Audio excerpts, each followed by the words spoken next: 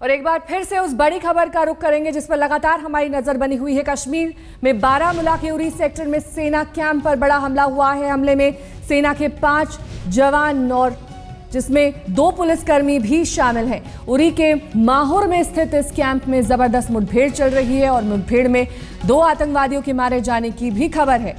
आपको बता दें कि 3 से 4 आतंकवादियों ने घुसपैठ की थी सेना के कैंप में। सुबह 3 बजे से लगातार फायरिंग चल रही है। सेना के जवान भी वहां पर मुस्तैद हैं और इस फायरिंग का जवाब दे रहे हैं। लेकिन बुरी खबर यह है कि 5 जवान मारे गए हैं जिसमें 2 पुलिसकर्मी भी शामिल हैं। ये तस्वीरें हम आपको उरी सेक्टर की ही दिखा रहे हैं, सेना कैंप की, जहां पर इस वक्त आतंकी घुसे हुए हैं। 2 आतंकियों के मारे जाने की खबर है और बताया जा रहा है कि बाकी जो आतंकी छुपे हुए हैं उनकी तलाश की जा रही है। एक तरह से चूक है ये, जिस तरह से वहां पर सुरक्षा रहती है, क्योंकि ये सीमा से सटा हुआ इलाका है और आसपास गांव भी हैं। इसी का फायदा शायद उठाकर आतंकवादियों ने यहां सेना के कैंप में घुसपैठ की। प्रधानमंत्री नरेंद्र मोदी की रैली से ठीक 2 दिन पहले इस तरह से आतंकी हमला हुआ है। सेना के कैंप में दाखिल होकर वहां पर आतंकियों ने फायरिंग की है।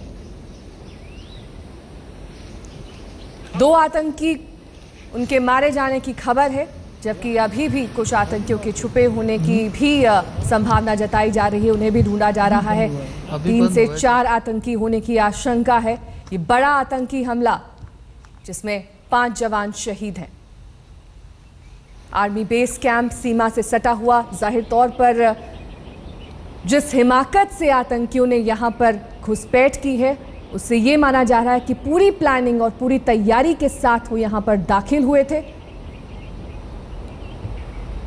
फिदायीन ये हमला बताया जा रहा है जिसमें आतंकियों ने सेना के इस कैंप को निशाना बनाया है। अशरफ वानी हमारे संवाददाता इस वक्त हमारे साथ जुड़ गए हैं। अशरफ, जाहिर तौर पर जिस तरह से ये आतंकी दाखिल हुए हैं आर्मी कैंप में, एक तरह से चूक है, क्योंकि कल भी इस तरह के इनपुट्स आए थे। ये खुफिया जानकारी मिली थी कि लश्कर तैयबा इस तरह से आतंकी हमला कर सकता है प्रधानमंत्री नरेंद्र मोदी की रैली से पहले। बिल्कुल, दरअसल नेहा, जैसे हमने सुबह से हम इस बात का जिक्र कर रहे हैं, यहाँ तक कि कल शाम से ही कि आतंकवादियों को किसी बड़ी आतंकी साजिश करने की फिराक में थे वो जम्मू कश्मीर में, क्योंकि 2 बार वो विफल हुए। और उसके बाद कल से ही श्रीनगर शहर और दूसरे शहरों में कश्मीर के काफी हाई अलर्ट रखा गया था सिक्योरिटी को। लेकिन जो जगह चुनी गई आतंकवादियों की तरफ से, उसकी तरफ सुरक्षा बलों का ध्यान नहीं गया था।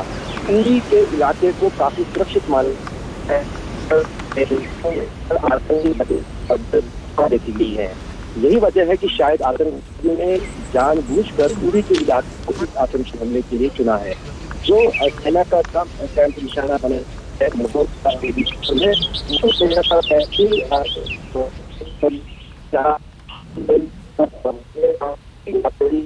जी अशरफ, आपसे दोबारा संपर्क साधने की कोशिश करेंगे, लेकिन फिलहाल बता दें कि सेना के कैंप पर यह बड़ा आतंकी हमला जिसमें 5 जवान शहीद, जिसमें 2 पुलिसकर्मी भी शामिल हैं।